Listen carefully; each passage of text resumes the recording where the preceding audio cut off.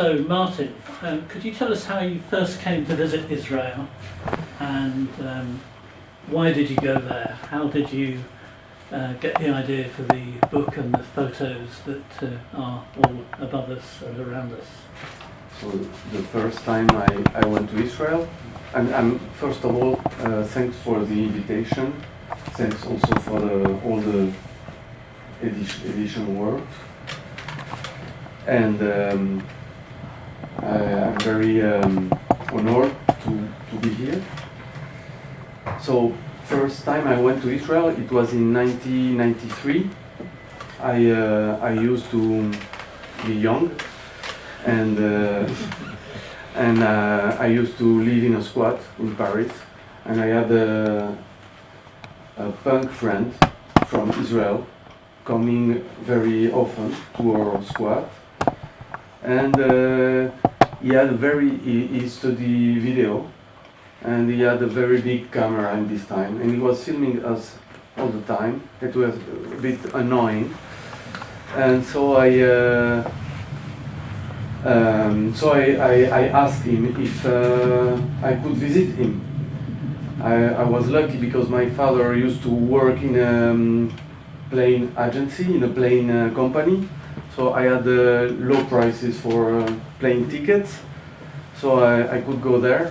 And my first trip to Israel was the idea was to drink beers with other punks, nothing else.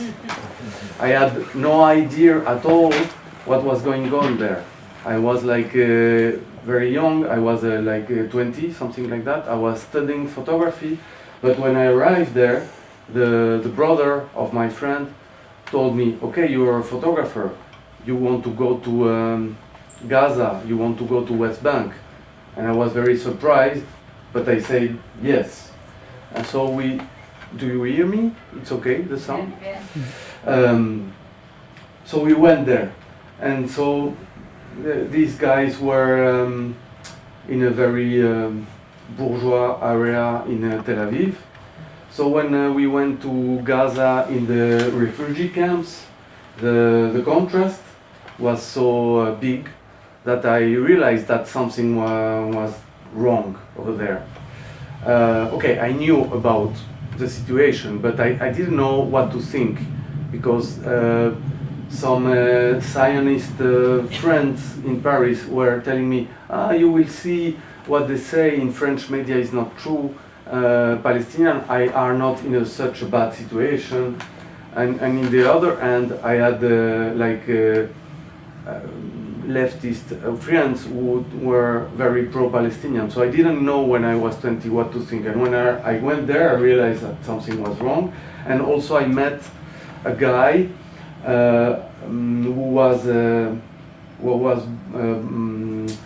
his father was Argentinian.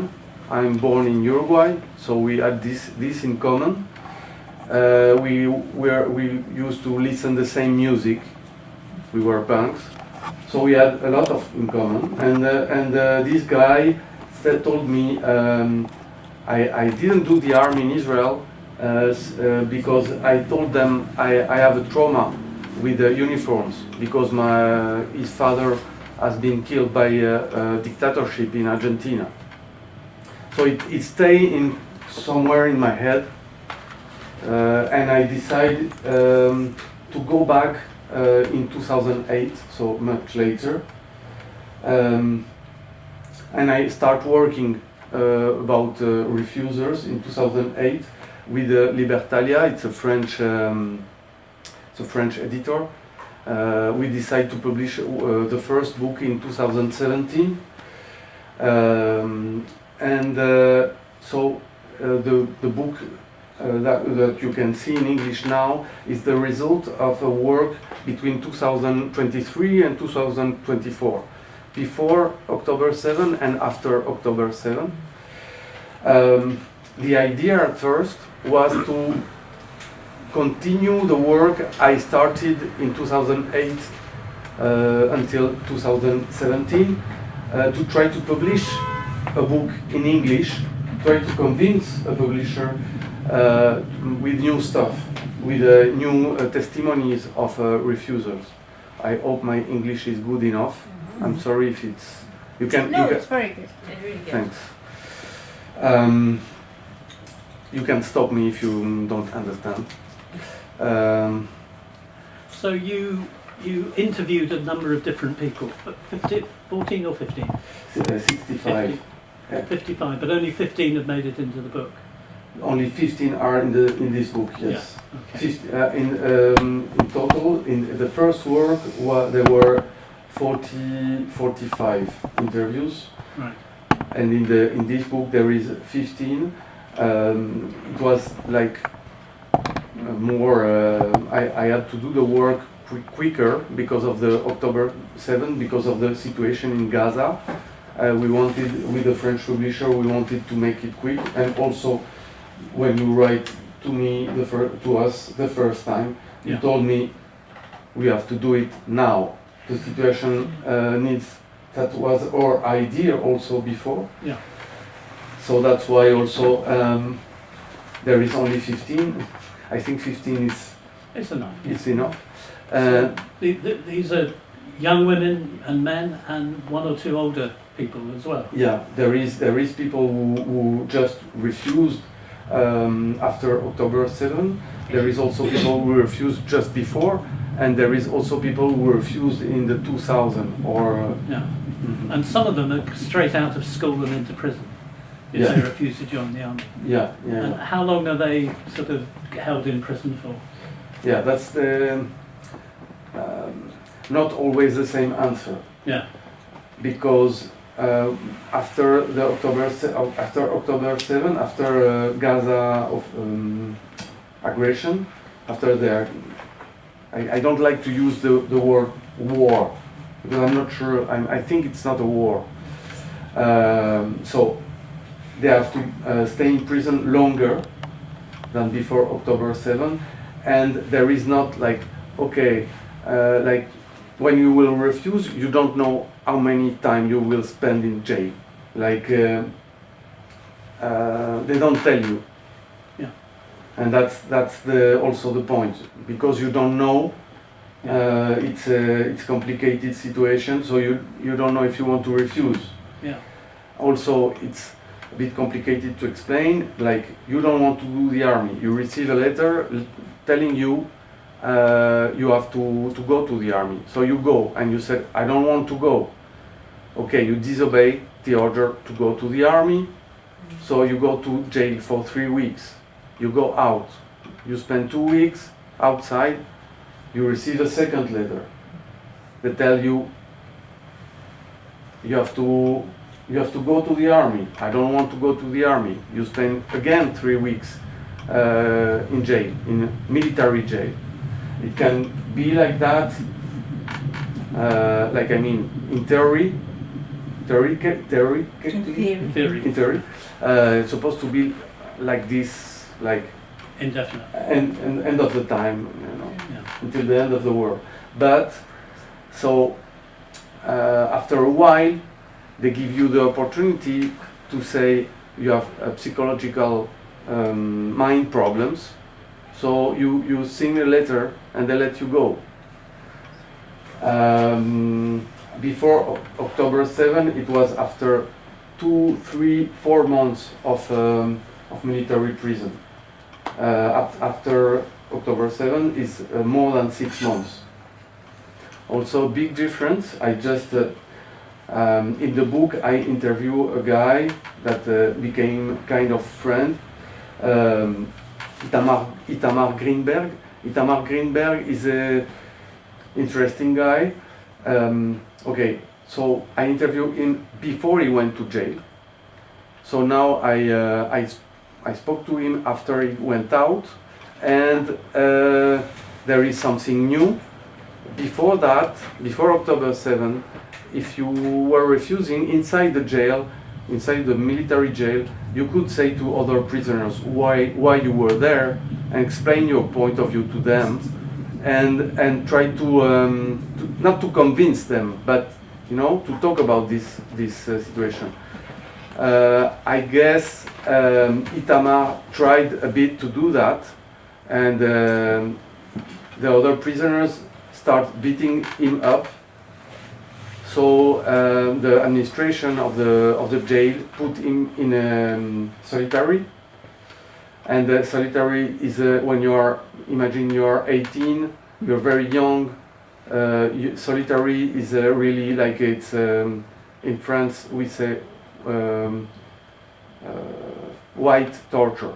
It's like you can't sleep, you're not able to sleep. People in other cells sometimes have mental health problems, so they scream, and you can talk to your lawyer maybe one time a week for 20 minutes. It's very strong. So it was difficult for him, this situation. But the thing that is new, that so now for the three who are willing to go to jail in these days, they told them not to tell why they are going to military jail, why they are refusing, why they are against Gaza war and blah blah blah, because it's dangerous for them. It means that people who are inside military jail now are very aggressive. Like most of them are from a low social class, and most of them are radical right wing.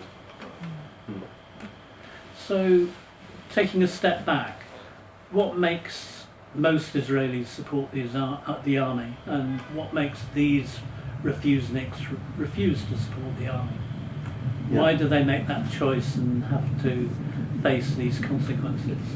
I think there is inside the Israeli society there is something that we can call brainwash, because they, you know, since the school, like for example in the kindergarten, do you say kindergarten? Mm-hmm. Yeah. In the kindergarten, you have to make drawings for the soldiers, to support soldiers. After that, you send candies to a soldier if he's injured. So, anytime the army, from kindergarten to university, they go there and explain to people what is the importance of the army inside the society. You know, so it's I think that's why most of the society is supporting the army. But there is also another political problem. My interpretation is that, you know, Labour Party was in charge for many years in Israel, and somebody like I think it's I'm not sure if it's Ben Gurion or another one in charge, who said we have to choose between security and equality. So you can you know what they choose. You know, they choose security. They didn't choose equality. So because of this situation, radical right wing and religious people bring all the poor people to them, you know, because the state was not able to make equality, like to make good situation for poor people. So they became right wing because of this situation, and became more racist and became more right wing, nationalist. And does compulsory military service is compulsory military service the same for men and women?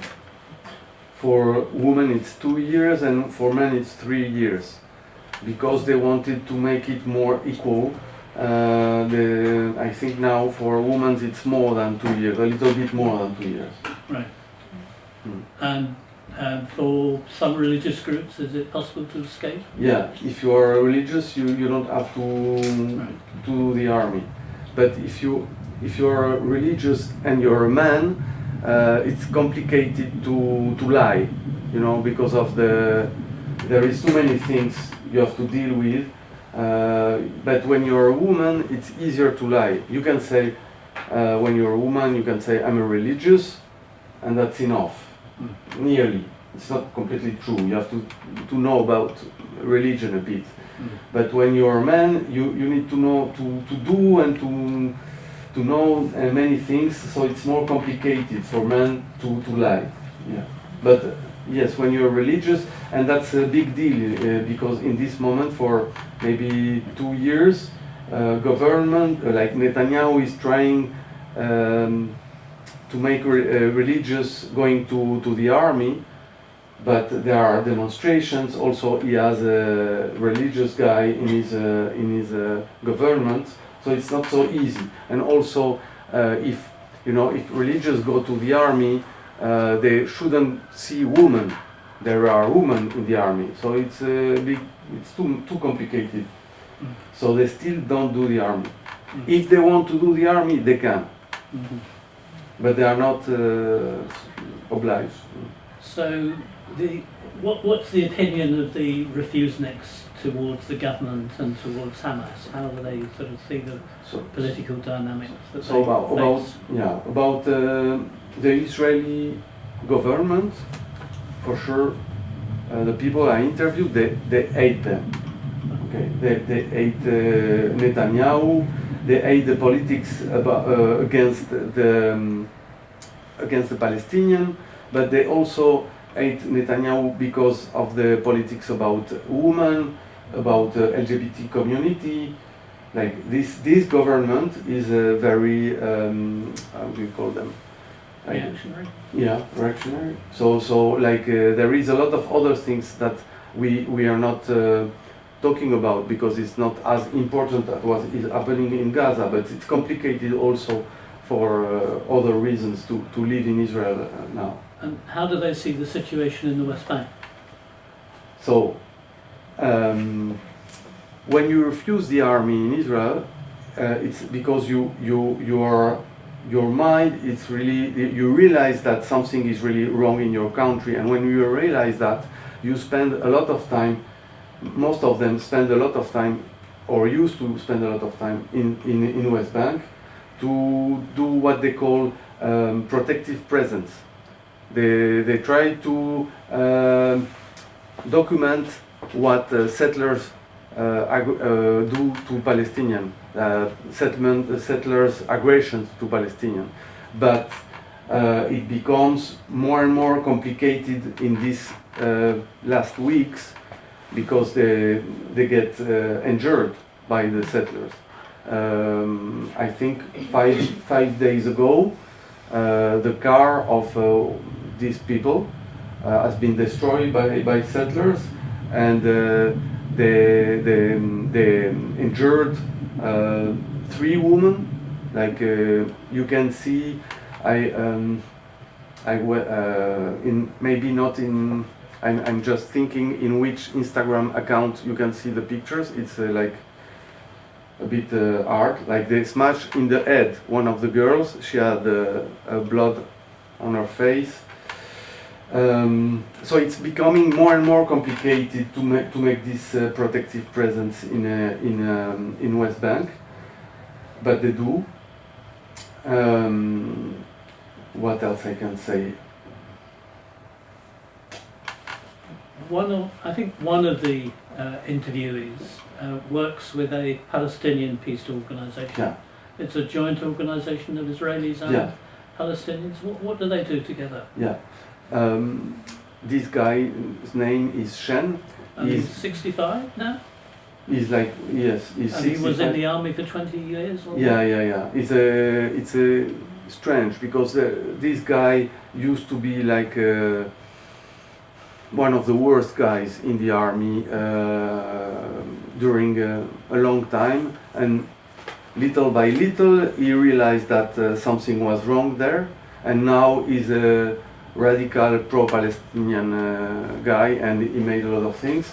And one of the things he do is participate in an NGO which name is Combatant for Peace, where you have Israelis who made really bad things in the army against Palestinian, and also Palestinian who made bad things against Israeli. For example, this guy Shen, his best friend is Palestinian, and his best friend killed 2 random people when he was 14 with a knife. And so he spent, I don't remember, I think 15 years in jail. And so this organization, Combatant for Peace, is very interesting because they fight against what is happening nowadays in Gaza. They are against occupation, they are against apartheid, they are talking about genocide. And so it's an activist organization who go to demonstration, who they make also a protective presence, they make like how do you call that, like a meeting when there is this national date, important date for Israel, that Palestinian they call it Nakba, the disaster. They made meetings with Israeli and Palestinian, and in these days, last year they managed to make like 200 people together, Palestinian and after October 7, and since what is happening in Gaza, it's incredible they managed to do that. And so, and also this organization is also a kind of therapy group, you know, because Shen and this guy, they became friends, very good friends, and that's like, I mean, it's kind of incredible because they spend a lot of time talking. So we were talking just before the meeting, and you said something interesting.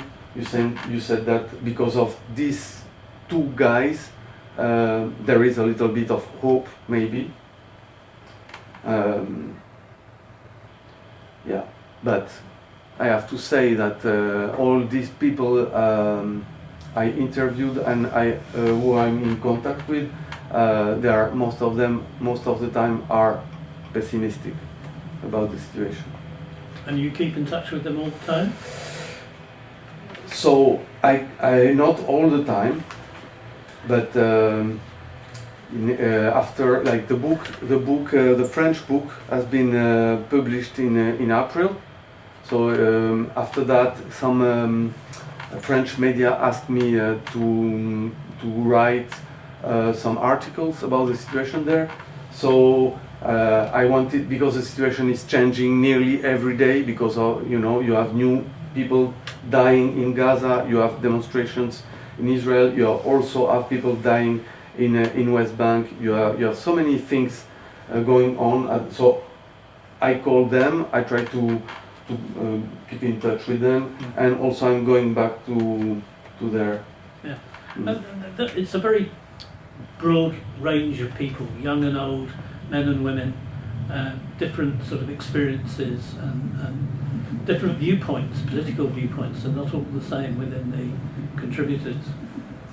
Yeah, so my idea when I began this work was trying to understand how the thing is that when I started to work on it, I was going to West Bank to demonstrations against the building of the wall, you know, the wall between West Bank and Israel, and there were demonstrations in Palestinian villages in the West Bank against the wall.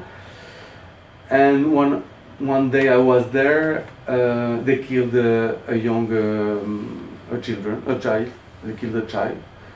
So I was like, how this can happen? Like, how can a society is able to kill children just for security? You know. So that's why I started this work. Like I used the refusal thing to understand the whole society. So in the book, I try to show different point of view for the reader and also for me to understand what is why all that. One of the ex-soldiers says that a major danger is friendly fire, that some Israeli soldiers get killed by their own side. Yeah, there is 2 guys in this book that were in Gaza and decide to stop, like they don't want to go there anymore. And he said that one of the problems is when they know where is a sniper, Hamas sniper, they surround him and they start shooting. So you know, it's kind of and yeah, that's one of the points. And for me, these two guys were a bit complicated to interview because their point of view was we have to go after October 7. They said we have to go to Gaza. So their point of view was a bit militaristic. But I thought that it would be interesting to have their point of view also, like. But after a time, they refused to continue. Yeah. One of them, it's because they were in houses, in Palestinian houses, and when they finished the mission, they always burn the house. So for him, there were no reason. So he asked his commander, why we have to destroy the house, and the reason was more revenge than rational military or war reason. And he said, okay, I stop. I'm going back to the base.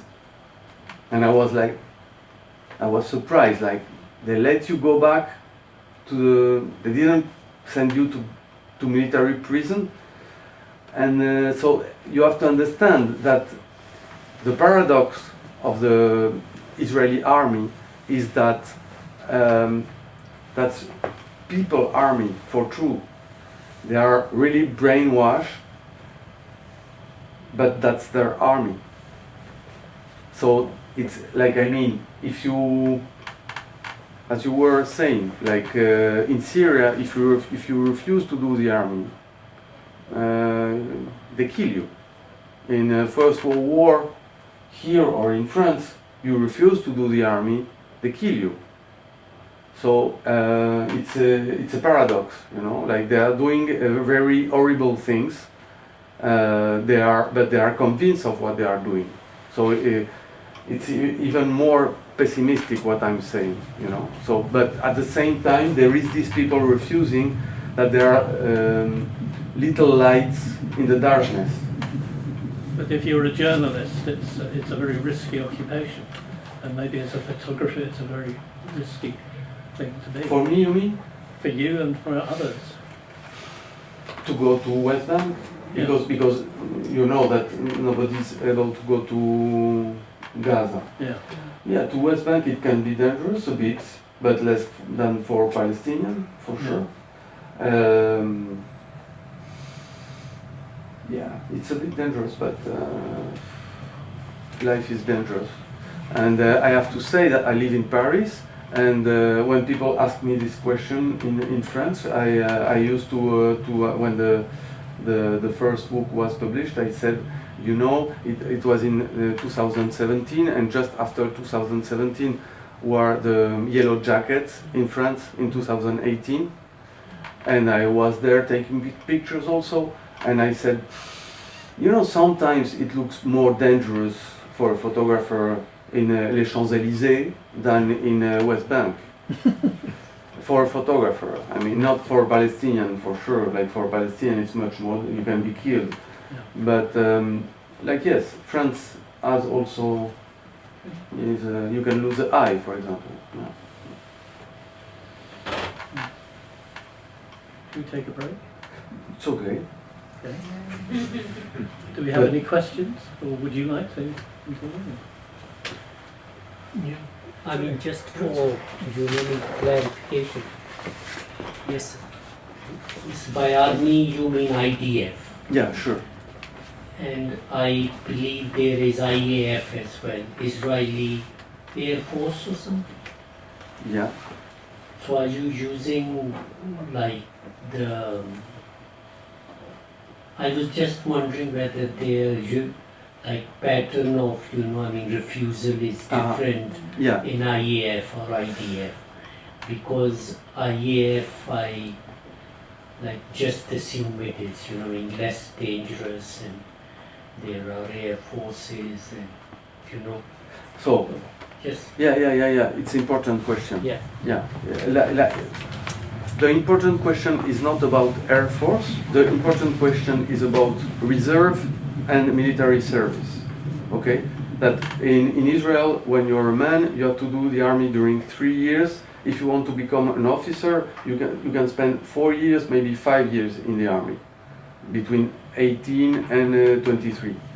Okay? After that, you will have to go back to the army every year, maybe 1 month, maybe 2 months, maybe 3, depending of the demand of the army. In this moment, it's more like 3 months. Okay, you are more important for the army if you are in the Air Force. You are more important for the army if you are in the intelligence unit. Okay, so in general, people who refuse to do the military service are seen by the public opinion like punks, like rebel that will go back to the normal way when they will be older. Okay, but people who refuse to do the reserve means that they already serve in the army.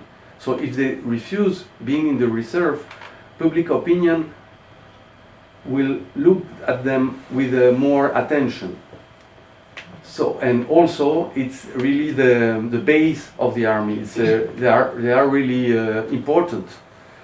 So, for example, in 2023, when Netanyahu and his fascist government wanted to change the justice power, they want to reform the justice system. Yeah, the justice system. A lot of units, especially in the Air Force and also intelligence units, said if they made the reform, we won't go. So that's why they had to stop the reform. So they have some weight. They have some weight in political decisions, more than young people who decide to go to jail. So in this way, it's important. And yes, when there is a pilot letter published in the newspaper saying, we won't go if you don't stop this reform, we won't go to the army, it has a weight. The other ones, the people who are 18 and refuse to do the army and go to jail, it's more like, oh, you the anarchist. They don't care so much. People don't care so much. What would be the impact if the truth of what happened on the 7th of October came out? That it was Apache helicopters conducting the Hannibal directive who killed a lot of their own. It wasn't Hamas. There weren't 40 babies beheaded or babies put in the oven. What if that truth came out? Would that what kind of impact would that have on people? So, I'm not aware about what is truth, what is not true in this what happened in October 7, but I am very pessimistic about it because I mean people are racist before October 7, you know. So I'm not sure if suddenly it appears that Israeli army killed 500 Israelis. If it will change something, I'm not sure. Some, I think, maybe Haaretz made a few articles about this hypothetic. I don't know. I'm not sure what is true, what is not true. I don't know. I only know that they killed. Well, for example, all the cars that were burnt out outside of Israel, people see all the cars at the festival that were burnt out and that have subsequently been buried by the Israeli state, so that evidence wouldn't be so transparent. Hamas did not have the equipment to burn out that volume of cars with people in them, for example. Okay, but what I mean is that I don't know if it would change something if this kind of proof would appear, because we are in a certain point, like it's sad to say, but a very big part of the Israeli society is so racist that you know, it's one of the refusers say, I'm fighting with my mother. My mother is left wing. She's against the war because of the hostages, because she understood that Netanyahu doesn't care about hostages, but the refuser, the young refuser, fight with his mother because she doesn't care about Palestinian life, and she's left wing, you know. She's not radical. People who really care about Palestinian lives in Israel, they are a minority. That's very sad, but it's like that. Maybe I would say few thousand, but not many more. Maybe 2,000-3,000 people. That's, yeah. I'm not sure about these numbers. I hope there are more. Maybe now there are more and more. I explain after why, if you want. Similar to that point, if you express compassion for Palestinians or second guess or have doubts about the IDF or Israeli policy, just in the course of day-to-day life in Israel, how ostracized would you be? Sorry, can you repeat the end? Yeah, how excluded would you be from friends, family, colleagues, school? Yeah. So it's very strong. Like you can, as I said, like a military jail can be dangerous, can make mental health damage, but it's only a few months. The real damage is with the social relationship. You lose a majority of your high school friends, for sure. You may have problems inside your family, but that's not so strong, because most of people who refuse the army, most of them have already some people in their family who refused before. Also, the family is something so strong in Israel that even if your family don't agree with you, they will support you most of the time. But for example, about high school friends, one of the young guys get punched in the face after at the end of the year, when the year is finished in the high school, there is a kind of party, and so he get on stage and said something like "Stop the genocide." And after that, he get back of the stage and was punched in the face. And the adults who were there sent an email that did nothing, insult him like, "Why are you provocative?" Something like that. And after that, they sent an email to his mother saying he was the problem. You know, he just said something. So to say like, and also. There is, if you don't do the army, or if you, for sure you can have problem in your work. Maybe you heard about a teacher who was losing his job. Okay, he get back to the job after a while, but it's very complicated because all the young students are arguing with him every day. So can be complicated also in work.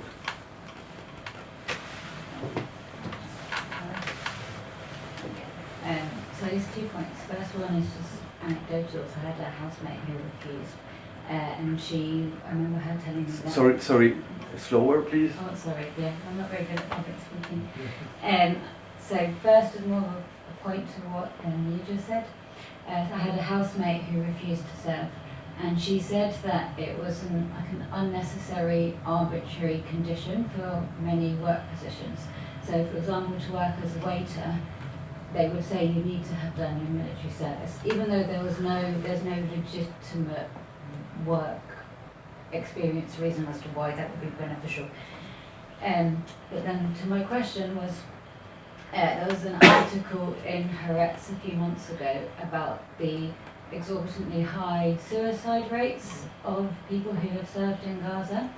And so my question to you is whether that's also acting as a political pressure point, because these are people who perhaps went into being radicalised and being brainwashed and being on board but have come out completely traumatised. Yeah. Whether you've experienced or come into contact with suicide post. I didn't read this article, but yeah, there is a lot of how do you call that, traumatized people in Israel. If it comes from the army, there is some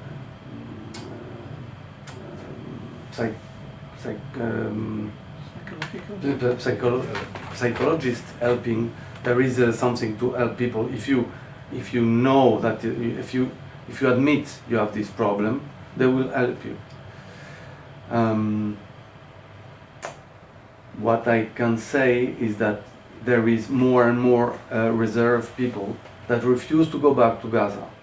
They say, okay, there is if you are interested in this question, and maybe you don't know, there is a Israeli magazine. It's in Hebrew and in English. The name is 972. It's like a radical left wing, but it talks a lot about Palestinian, what is happening in Gaza. They made a lot of very good articles, and apparently they had the non-official information that there is nearly 100,000 reservists that don't want to go back to Gaza. It means 25% of all the reservists. So it's a lot. And I guess because of these reasons, because of the trauma, not because they don't care so much, they care about themselves. Most of the time, I guess. There is a little part of them that they say loudly that they are against what is happening because of human rights in Gaza, but that's not the big part. I'm not sure to answer because I'm not sure to understand the question. But Okay. do you want Yeah. to? Okay.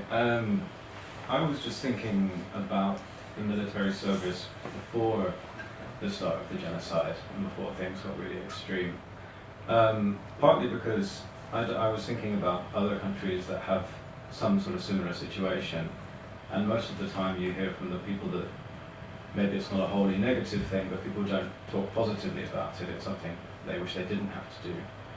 Whereas when I've heard accounts from, say, celebrities who have done it in their past, they often talk about it in a hugely positive way.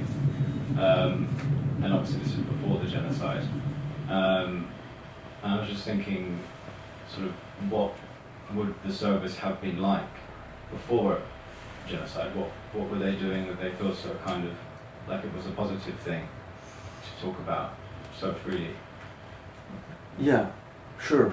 That's one. Yeah, maybe that's one of the problems that they're because before the genocide, people between 18 and 25, let's say, they talk about that all the time. That's the only thing they talk about. So when you didn't do it, when you asked what was when you can't talk with your friends, because they are talking. And yes, you're right. I think it was easier for them to talk about it before October 7, and yes, they talk about it more positively, even if you think there also were some horrible things happening before October 7. It's not. Yeah, it started before. especially in West Bank. I mean, these last years. The thing also is that Israeli military service is a kind of, like, you know, if you are really low in the social class, it's a way to go a bit higher, you know. So that's also one of the reasons people do the army. It's shown, and that's true a bit. Just to add one. So do you know of any more like historical objections, say within families or things, where people would have objected to maybe say 40 years ago as opposed to just after the genocide? If that makes sense. Maybe you can translate this question, because I don't want. When you say the genocide, what time are you referring to in particular? So, obviously, in the last 2 years, Last 2 years. the political situation, or just the awful situation has become known to everybody. But I guess I was just thinking about, in terms of people choosing not to do service. Before. Have you met people who chose not to do it, say, many, many years ago? Yeah, sure. And how their experience might have been different? Or? So in this book there is people who refuse to do the army. In 2000, there is one I remember now that Shen refused in 2002 when he was a reservist after doing the army during a lot of time. Like he was officer and he made his reserve like 10 times or more. And so what he's telling, his testimony is a bit hardcore, like, because he tells a lot of horrible things he did in the army.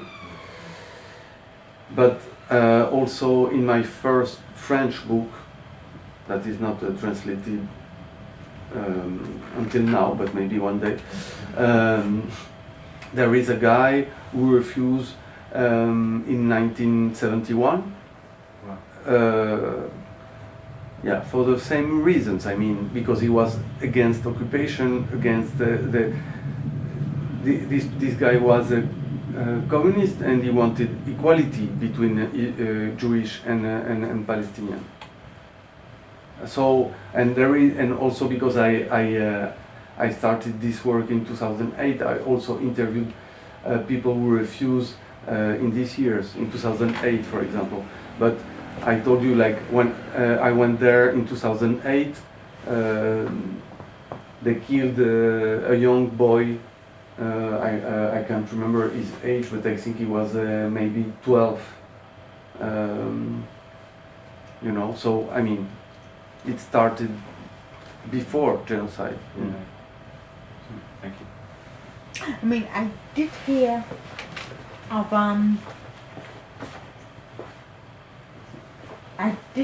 of a Greek acquaintance whose mother went there pre-1948, and when she seen what happened in 48, she decided to go back to Greece and not have anything to do with it, because she seen what happened in 1948. So it's, the knowledge is decades old, I think. Yeah, sure. Yeah. Like 1948 already is what happened in 1948. It's a Nakba. It's terrible. There is a village that they kill a lot of people. Dir Yassin.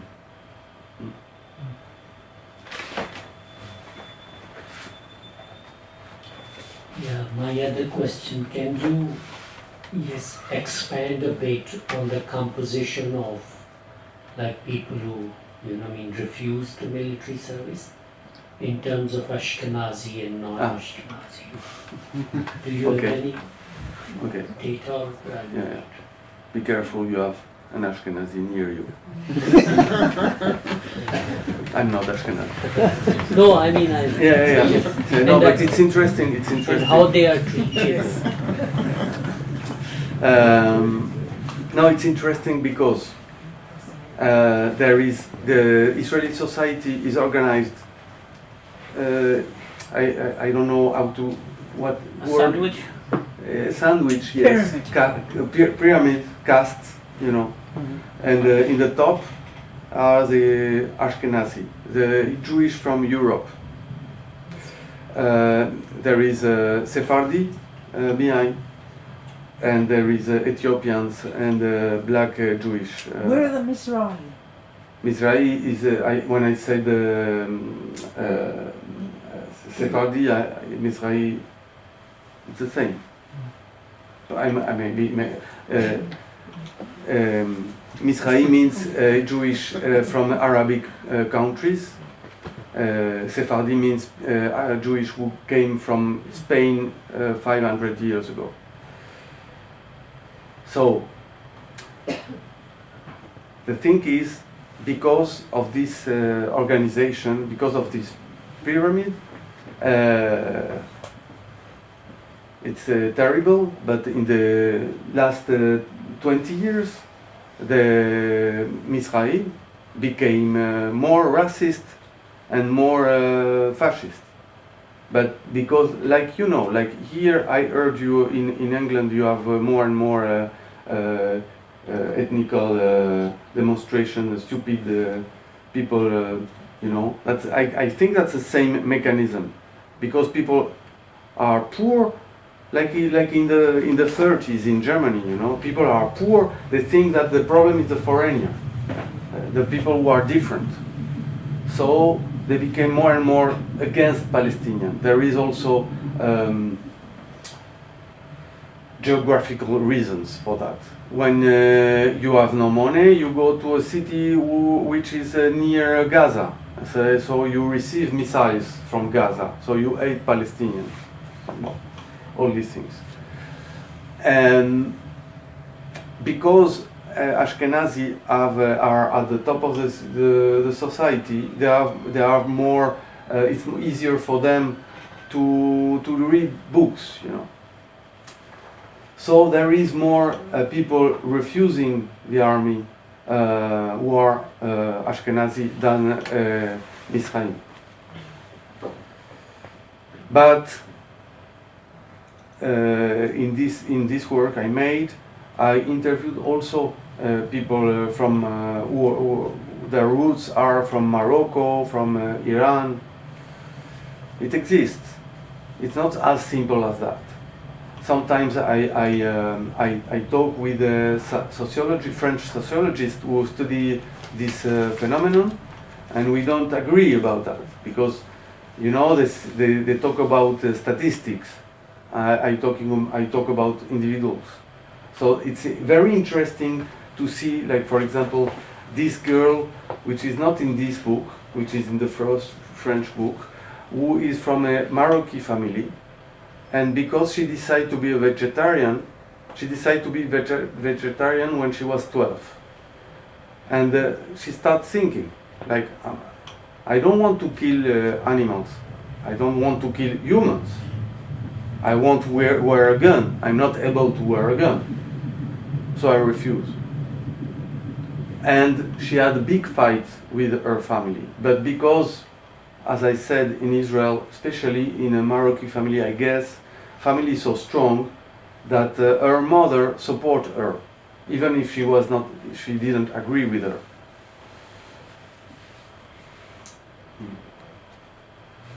Well, I have a question. Sorry. No, you can go first. A few years ago, there was a case of quite a high-ranking officer, a general, who refused to continue military reserve service. And he was treated very leniently by the military jail that he was in. What is leniently? Lightly. Lately? Yeah, thank you. So, yeah, that just makes the situation more complicated if we see that the top echelons are treated more lightly than the lower echelons. So, yeah, it just gets more complicated. By more lightly, what do you mean? More comfortably. Yeah, he has no problems. Yeah, Correct. you already did this work, you know. Mm. That's the point. Yeah. And when you do your reserve, sometimes they send you to jail, and sometimes they don't. Why? Because if there is, for example, in 1982, when the Lebanon war happened, there were so many people refusing to go to war that they decide, okay, you don't want to go to Lebanon? Okay, if you don't open your mouth, you can go home. You know, so that's the political. Like if you see it from a distance, it's like chaos. You think, wow, they are organizing chaos because you know you never know what will happen to you if you refuse. But that's the point.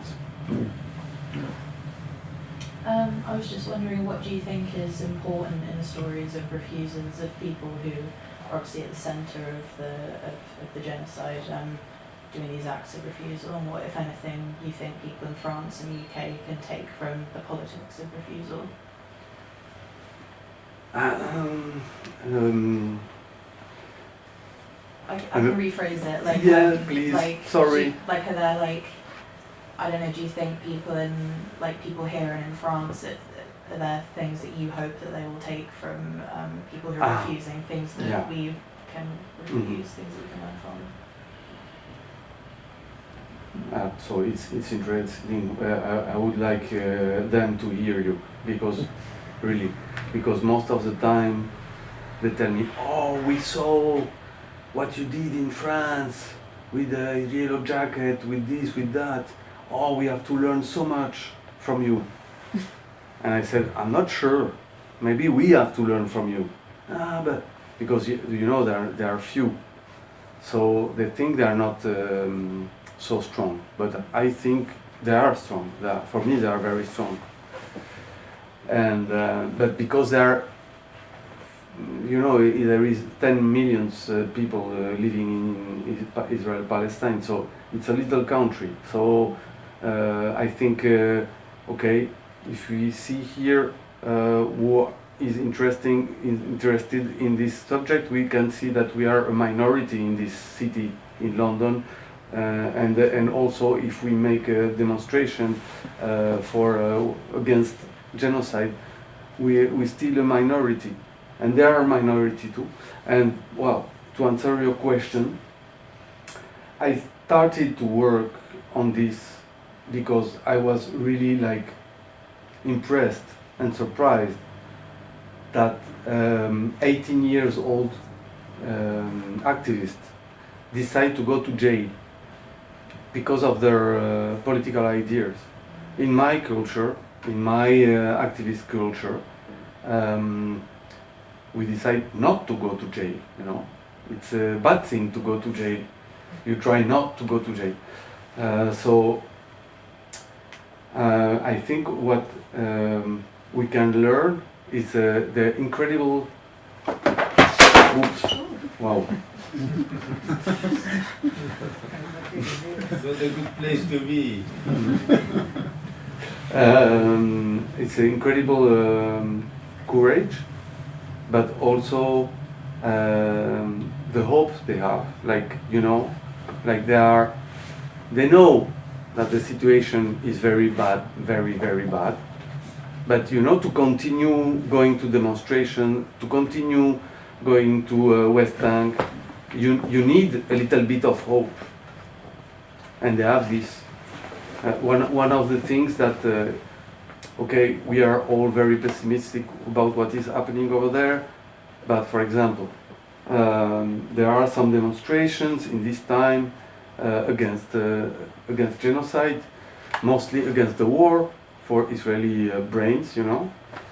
And a few months ago, or yeah, more or less few months ago, maybe 1 year ago, 10 people started going to this demonstration with the portrait of children who have been killed in Gaza when they do demonstrations in Tel Aviv or Jerusalem. And now there are maybe 500. So when I was talking with the Mezarvot how do you call that? Spokeswoman. Mesarvot is a in community, let's say community, like kind of NGO that help refusers, young refusers. They have a Instagram account, Mesarvot, and she was telling me that. She was telling me, you know, some people started, and now there is 500 people. So they are seeking about things to continue, and for me that's very strong. That's what we can learn. Maybe there is other things. Maybe I don't. It's not coming to my mind just now.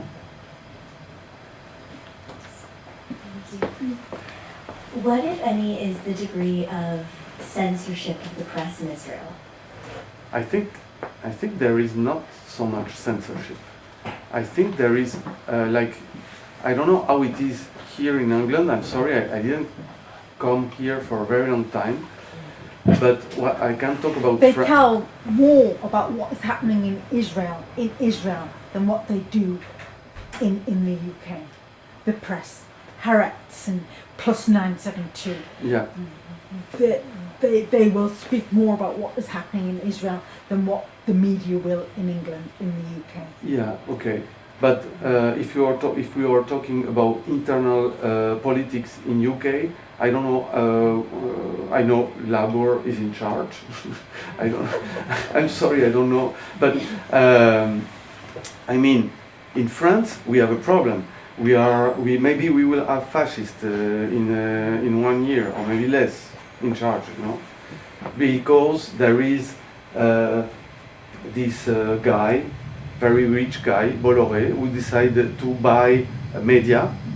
And there are TV in the pubs, in the bars, and with this channel, you know, he paid for people to have the channel in the bars. So people start thinking like fascists because of the media in France. So in Israel that's the same, but before, like it happened, it started 20 years ago. Like a bit less, like fascists started buying the media. So, but still, there is no censorship because Haaretz, 972 are two media that are telling the Haaretz. It's a bit more consensual, but 972, you know, they are there. And they are telling all the truth they can about what is happening. There is no censorship. Does 972 have reporters or media in Gaza on the ground? Yes, they work with Palestinians. Yeah, yeah. In Gaza, they have reporters in Gaza. Yeah. Have they been killed? Not yet, not all of them, but some of them. Some other of them managed to go out also. Some 972 journalists in Gaza managed to leave Gaza. Mm-hmm. Where did they go? Netherlands, one of them.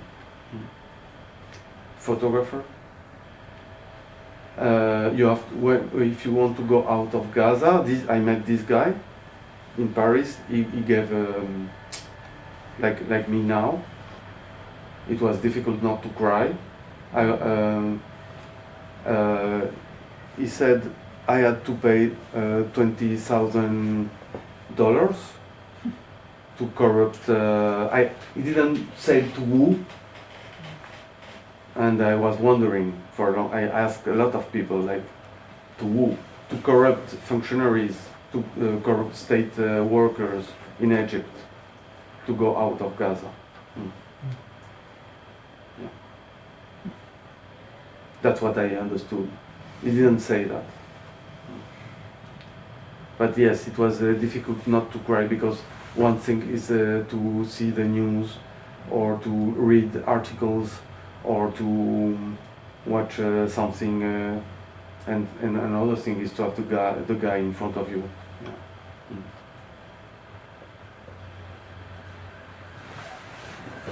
How did he raise the money? Did 972 help him raise the money? I don't know.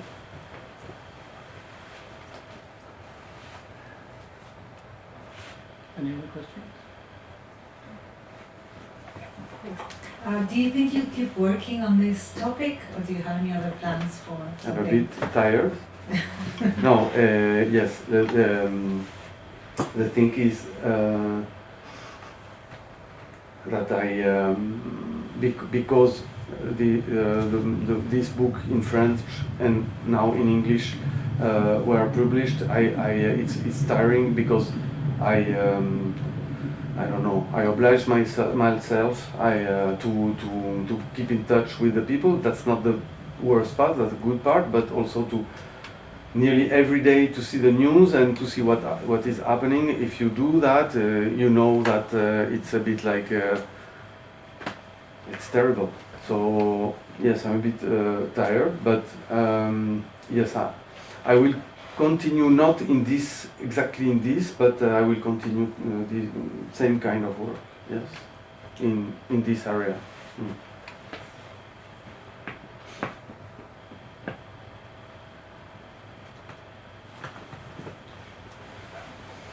This might be a hard question for you to answer because you spoke to over 50 people, but is there any one story or maybe anecdote that really stood out to you from this whole experience? There is a lot, but there is this, this personal, a very old guy telling me when he was young, when he realized that there were other pacifists in the country, when he just see a book, like maybe it happens to you too, like you have an idea, like I don't know, anarchism or pacifism, and suddenly you arrive here, for example, and you say, oh, I'm not alone, this kind of thing. But there is more intense stories. Like for example, there is a guy who now is a university teacher in Canada. His name is May Amor. Is in the first book. He was in the Lebanon war. It was before he refused, and his chief in the army told him, you have to attack this house with your unit. He was an officer. You have to attack this house and kill everybody inside. They are all terrorists, you have to kill them all. Okay, so he surrounded the house with his unit. Before killing all the people, he said with a megaphone in Arabic, go out of the house. And a very old man, only with children, went out of the house. So he decided to say to his unit not to shoot. And so they relax, like the unit and him, they relax, like they saw that there were no other people than children and this old guy inside the house, so they relax. And because Palestinian, they have this Mediterranean culture, they are very, very, how do you say that? Hospitalier? Hospitable. Yeah. So the old guy made tea for the unit. So they were taking tea, drinking tea, and the old Palestinian guy started to sing songs in Yiddish. Like, Yiddish is the language of the people, of the Jewish from Poland and Germany. So May Amor, the guy I interviewed, told him, how do you know these songs? It's crazy you know these songs. And the old guy said, because when I was a children, I used to grow up in an area where there was a kibbutz with people from Poland. And I used to play with children in this area every day. So they sing to me the songs, so I learned the songs. And okay, so the May Amor told me, like, when I think about this guy, I'm, I have this chicken, because Goose pimple. yeah. So I was about to kill him, So, but also if you think, okay, there is this anecdote, and you can imagine like a movie scene mostly, but also at the same time, when you think about it, it means that maybe before 48 there were kind of good situation in certain places between Palestinian and Jewish, you know, like this guy was talking maybe about the 20s, you know, like a missed rendezvous. That's the expression of one of my friends about this anecdote. Like there was. But that is why the Jewish people who are anti-Zionist and who are classify themselves as Palestinian Jews who live around Jerusalem, that's why they fight against the Israeli state, because they remember those relationships that they had between themselves and Palestinians when the elder generation were children. Yeah. Mm-hmm. Yeah. There is French-Israeli guy, maybe, I don't know if his books were translated to English, Michel Warszawski. Yeah. There is a very good book, which name is, in French is Sur la frontière, on the border. It's not. He was not there before. He arrived after Shoah, but I think he agree with what you said. And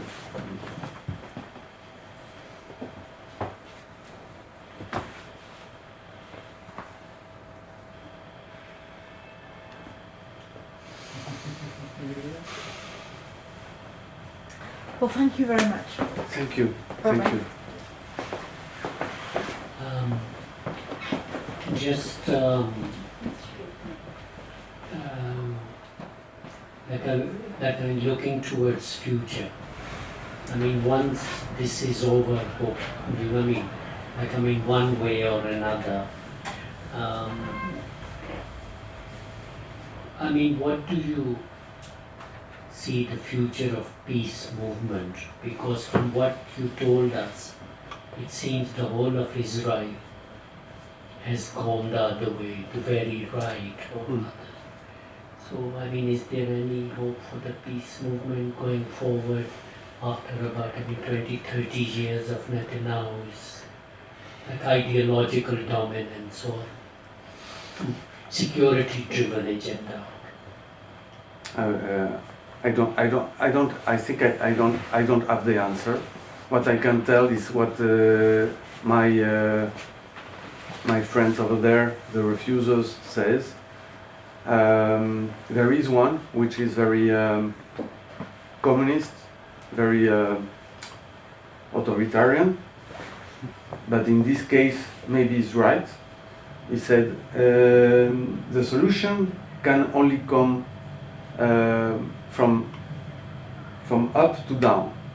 Like for example, in US they abolish slavery because Lincoln decided to abolish slavery in the South. The decision came from the North. Okay, it can be something like that, like from the top but and after, for him, he said it has to be something like that. He said we have to make a law. You can't use the word Zionism. It has to be forbidden. He said that. I don't know.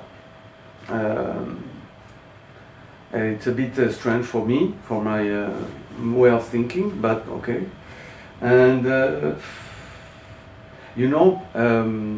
peace seems to be a strange word in this area. Stop the genocide first, like what peace also, because there is some Israeli who are always talking about peace, but they mean their own peace, not equal peace, or not paix juste, we say in France, juste. Just peace. Yeah, yeah, just peace. So, what peace? And I would say the problem now, I think, but I think I don't have the answer. I think maybe if we all of us we make a circle and we start thinking, maybe we will have good ideas together, you know. But I don't have the answer. But one of the things that we all know is that because it's common sense. Imagine you are in Gaza now. Somebody from the Hamas come to you and tell you want a gun. If you are like 16, you know, your parents died, like you will say yes, you know. So what peace, you know? Like it's complicated.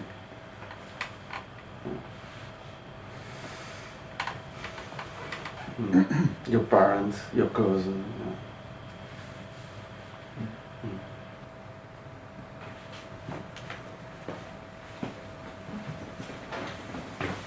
Stand up because I don't think you can see me.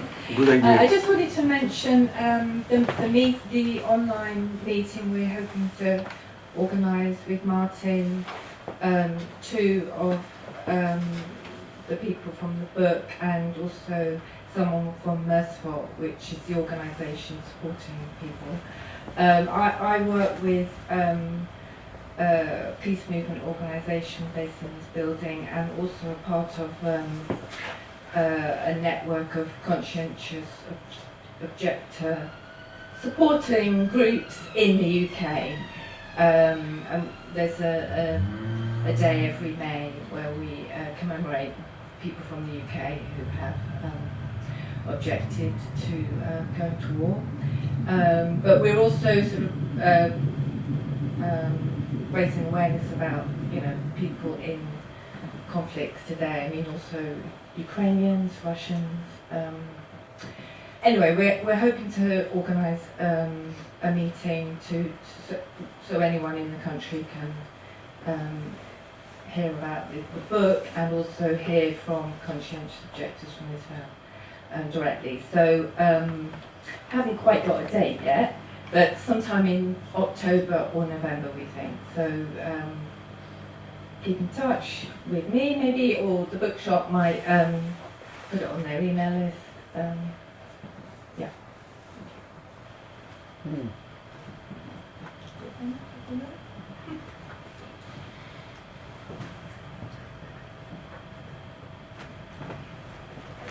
Any more? Any other comments? Stop. Still is tranquil. He needs to rest. Well, thank you all for coming. That was a big one.